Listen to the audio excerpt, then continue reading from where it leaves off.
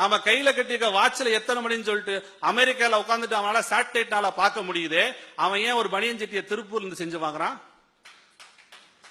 நமக்கு ஷூவையும் செருப்பையும் செய்யக்கூடிய இயந்திரங்கள், நமக்கு ஷூவையும் செருப்பையும் எந்த இயந்திரங்கள் செய்யுதோ அந்த இயந்திரங்களை நமக்கு செய்து தருவது இத்தாலி நாடு. அவனால் ஏன் நமக்கு இயந்திரத்தை செய்திருந்த அவனால் ஏன் ஒரு ஷூவையும் செருப்பையும் செய்ய முடியல? ஏற்றுமதியாகும் ஒவ்வொரு உள்ளாடைக்கும் நாம் 2700 லிட்டர் தண்ணி செலவழிச்சுதான் அந்த உள்ளாடையை உற்பத்தி பண்றோம். ஏற்றுமதியாகும் ஒவ்வொரு ஜோடி ஷூவுக்கும் செருப்புக்கும் 16,600 லிட்டர் தண்ணி செலவழிச்சுதான் அது உற்பத்தி பண்றோம். ஏற்றுமதியாகும் ஒவ்வொரு காருக்கும் 4 லட்சம் லிட்டர் தண்ணி செலவழிச்சுதான் அது உற்பத்தி பண்றோம். ஒரு முட்டையில 200 லிட்டர் தண்ணி இருக்கு, ஒரு கோப்பை தேநீர்ல 120 லிட்டர் தண்ணி இருக்கு. ஒரு காலத்தில் ஆரஞ்சு பழங்களை அதிகமாக ஏற்றுமதி செய்த நாடு இஸ்ரேல். இன்னைக்கு முழுவதுமாக நிப்பாட்டி விட்டார்கள். ஒரு ஆரஞ்சு பழத்தில் 50 லிட்டர் தண்ணி இருக்கு. சீனர்கள் விரும்பி சாப்பிடும் உணவு பன்றிக்கறி. இன்றைக்கு முழுவதும் பன்றிக்கறி இறக்குமதி செய்ய தொடங்கிவிட்டார்கள். காரணம், 1 கிலோ பன்றிக்கறி செய்வதற்கு வளர்ப்பதற்கு 16,000 லிட்டர் தண்ணி தேவை என்று.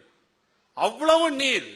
3ஆம் உலக நாடுகளை மொட்டையடித்து சுரண்டி நீர் வளத்தை எல்லாம் புடுங்கி பொருள்களை மூலமாக வாங்கி தங்களுடைய வளத்தை பாதுகாத்துக் கொள்ளலாம் என்று இந்த மேலை நாடுகள் நினைத்துக் கொண்டுதான் இந்தியாவிலிருந்து எந்தெந்த பொருள்கள் எல்லாம் நீர் அதிகமாக தேவைப்படுகிறதோ அந்த பொருள்களை எல்லாம் இறக்குமதி செய்து கொள்கிறார்கள்.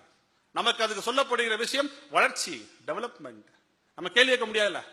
அவனால ஒரு $2 கூட கொடுத்து கார் செய்ய முடியுமா? சிங்கங்களும் புலிகளும் பறவைகளும் பூச்சிகளும் இல்லாவிட்டால் நம்மால் இந்த உலகத்தில் வாழ முடியாது. காசை தண்ணீரை காசு கொடுத்து வாங்கி குடிக்க ஒரு அவல நிலைக்கு வந்து விட்டோம் நம்மளே.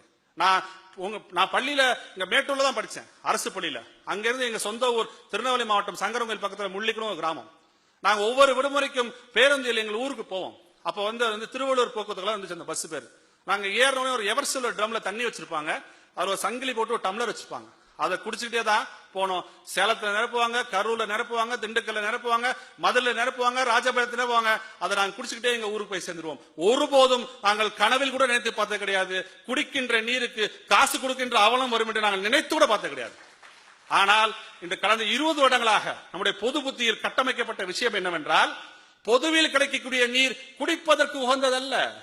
Publicly available water is not safe for drinking. அந்த பிரச்சாரத்தை வச்சுட்டாங்க. இன்னைக்கு நாமளே நினைச்சா கூட நம்ம அங்க போய் பஸ் ஸ்டாண்ட்ல தண்ணி குடிக்க மாட்டோம். ஏனென்றால் அதற்கு ஒரு விற்பனை பண்டம். தண்ணீர் என்பது ஒரு பண்டம் அல்ல, அது ஒரு வளம். It's a resource, it's not a commodity. அந்த வளம் இந்த உலகத்தில் இருக்கின்ற அத்தனை உயிர்களுக்கும் சொந்தமான ஒரு வளம். நம்மால் உற்பத்தி செய்ய முடியாத ஒரு பொருளுக்கு நாம எப்படி விலை வைக்க முடியும்?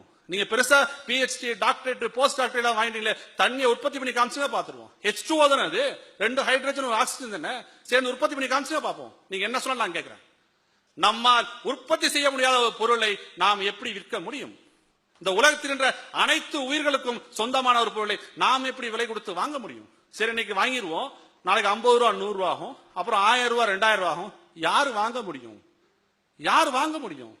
யாராலும் வாங்கக்கூடிய நிலைமைக்கு தண்ணீர் ஒரு காலத்தில் போகும். நாம் செய்கின்ற ஒவ்வொரு செயலும் தண்ணீர் இருக்கின்றது. நாங்கள் ஏன் கூடங்குளம் அணு உலை வேண்டாம் என்று சொல்கிறோம் என்றால், 1 யூனிட் மின்சாரம் தயாரிப்பதற்கு கூடங்குளம் அணு உலையில் 700 லிட்டர் தண்ணி வேணும்.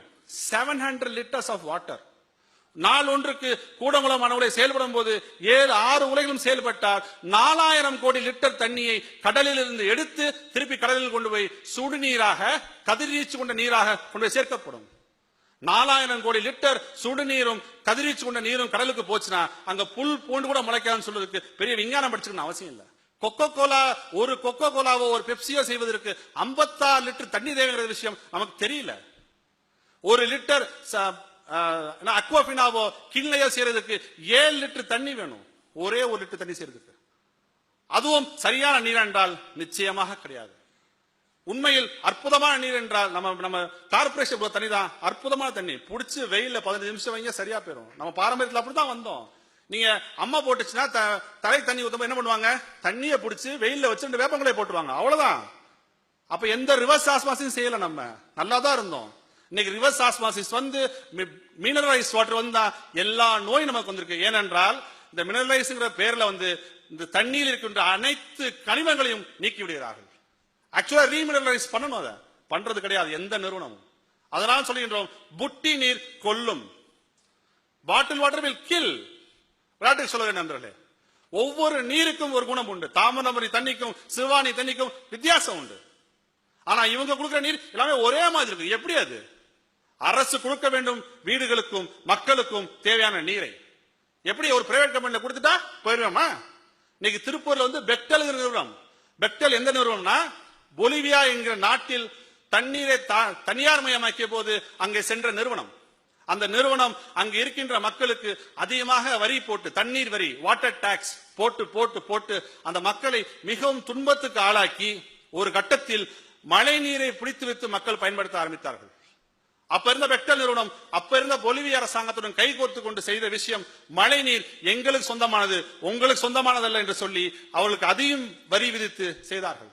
மிகப்பெரிய மக்கள் புரட்சி ஒன்று வந்து ஈவோ மார்லஸ் என்கிறவர் ஜனாதிபதி ஆவதற்கான ஒரு வழியை தேர்ந்தெடுத்து இன்றைக்கு உலகத்தின் முதல் நாடாக பூமி தாய் சட்டம் கொண்டு வந்தது பொலிவிய அரசாங்கம். நமக்கு எப்படி உரிமை இருக்கிறதோ அதே போல்தான் இந்த பூமிக்கும் உரிமை இருக்கு என்று சொல்லி சட்டம், அந்த சட்டம். உலகத்திலே அதிகமாக மழை பெய்யக்கூடிய இடம் இருக்கின்ற நம்ம பிள்ளைலாம் அற்புதமா சொல்லுவோம், சிரபுஞ்சின்னு சொல்லுவோம்.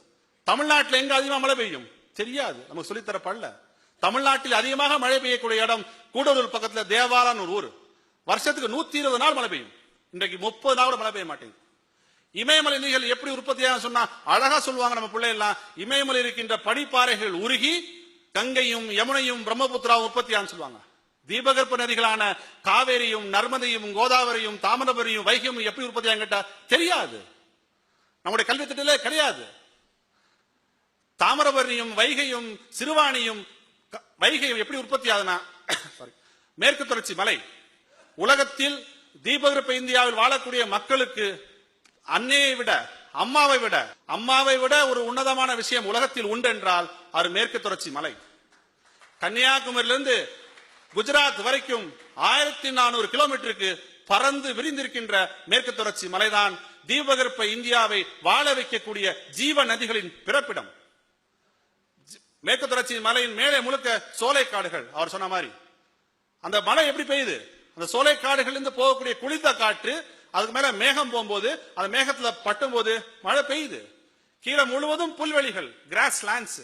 பெய்கின்ற மழை அழகா அந்த புல்வெளி வாங்கி வச்சுக்கும், கொஞ்சம் கொஞ்சமா கீழே அனுப்பும். அதனால்தான் மேற்கு தொடர்ச்சி மலையில் பெரிய அளவில் நிலச்சரிவுகள் கிடையாது, பெரிய நிலச்சரிவு கிடையாது.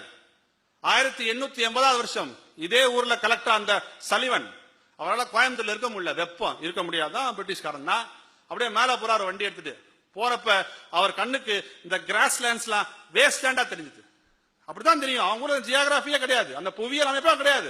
உலகத்திலேயே சோலைக்காடுகள் உள்ள ஒரே ஒரு மலை மேற்கு தொடர்ச்சி மலை, உலகத்திலேயே வேற எங்க கிடையாது சிஸ்டமே.